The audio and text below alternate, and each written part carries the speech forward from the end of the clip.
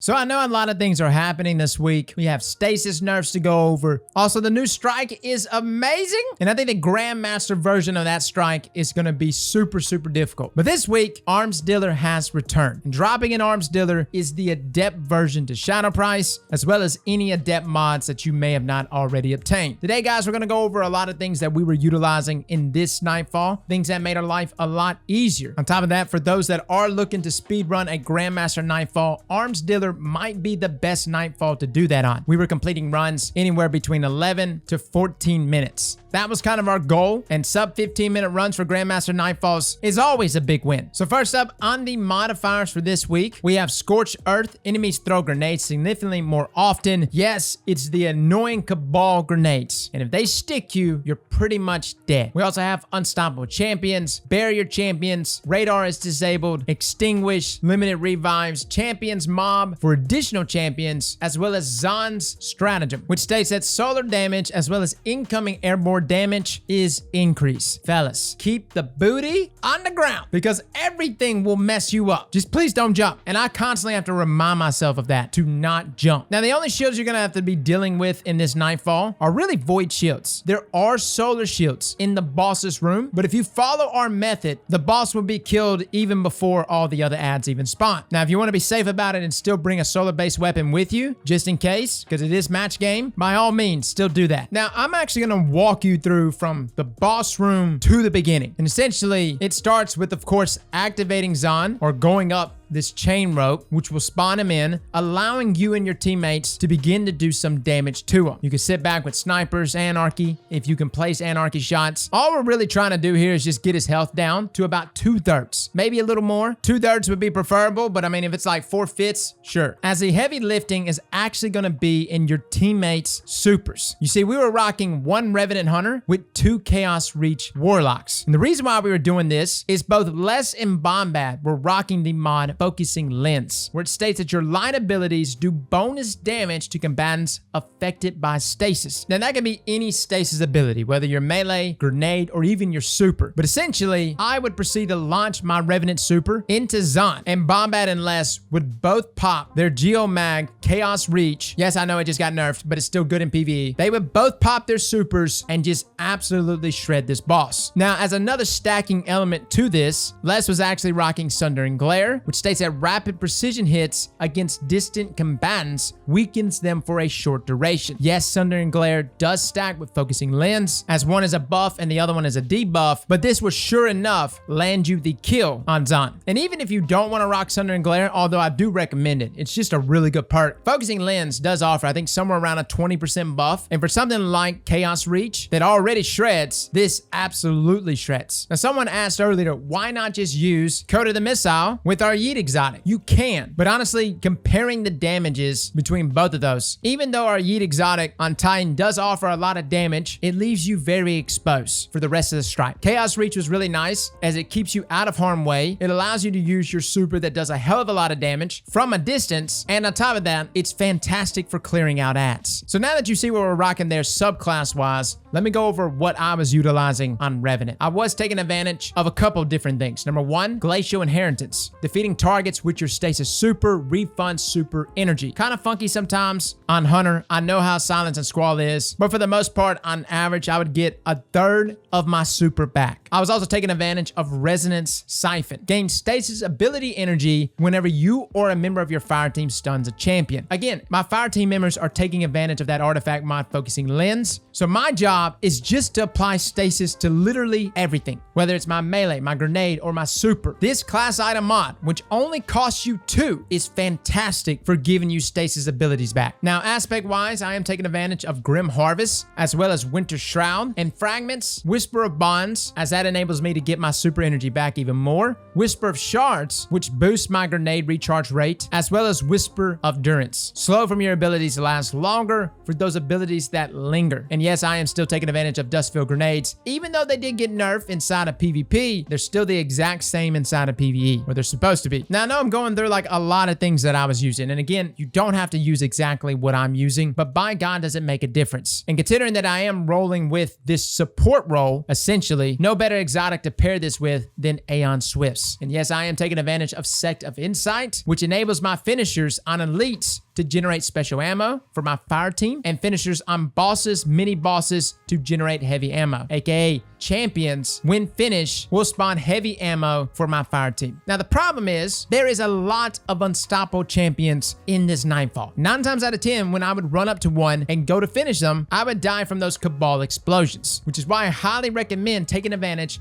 of Empowering Finish, as this will allow you to become charged with light the moment you begin to finish off an enemy, and simultaneously you need to pair it with Reactive Pulse. The big benefit from this is the overshield you gain. I know it's got the primary benefit where it does damage, that arc energy burst damage when enemies surrounding you hit you. That's good, but the big difference here is the secondary perk, the ability to gain that overshield when performing your finish. Now, we've paired these things together a number of times in the past. I didn't have it on today as I had the wrong mod on by mistake, but Empowered Finish with Reactive Pulse will just result in you always being charged with light and always having an overshield when you go for that finish on enemies. It's extremely nice, guys. On top of that, your other basic mods, things like Powerful Friends, Radiant Light, go a long way at helping here. Now, considering that there is a lot of void enemies throughout the Nightfall, or voided shield enemies, and you're going to be dealing with unstoppable champions, the loadout that I found favorable today was actually this Palindrome here. Not exactly the God roll. The main reason why I'm even using it, it's number one, it's a hand cannon, so I can stun unstoppable champions, and number two, it does void damage. I am still taking advantage of my sniper rifle I've sold with Vorpal, always a favorite of mine in that kinetic slot, and of course Anarchy, which is really the best heavy weapon when it comes to ammo economy. Like, the more and more I keep using Anarchy, the more I think Bungie's gonna nerf it, right? But guys, that was essentially my loadout today on my Revenant Hunter. I know we normally go into Grandmaster Nightfalls and we're like, okay, let's play it safe, let's rock a well, let's rock Ursa Furiosa, and we did do a run like that this morning, and we got through the Nightfall just fine. It took about 16 minutes, maybe 17 minutes. Definitely nowhere near speed running. But for folks that are looking to get somewhere close to that 10-11 minute mark, and I think we could have potentially knocked down a few more seconds, this worked phenomenally well for us. Well, guys, I'm gonna let this Nightfall continually play out so that you can kind of see what we're doing and how we're doing certain things. But always feel free to tell me what we could be doing better, how we can optimize our own strategies, as I'm always looking for more efficient means of completing these Grandmasters. Well, fellas and ladies, thank you all for coming and watching, and as always, slap that like button like your mama told you right.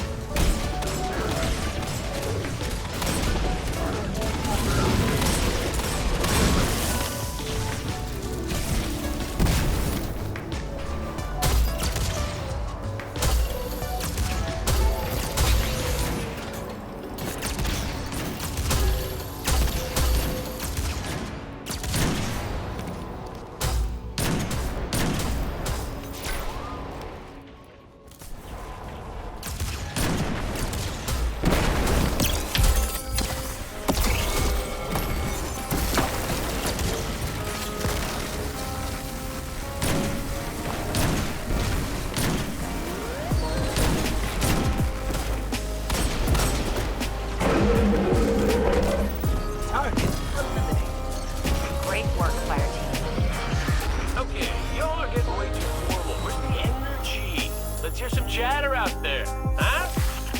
Job's done, Kayden.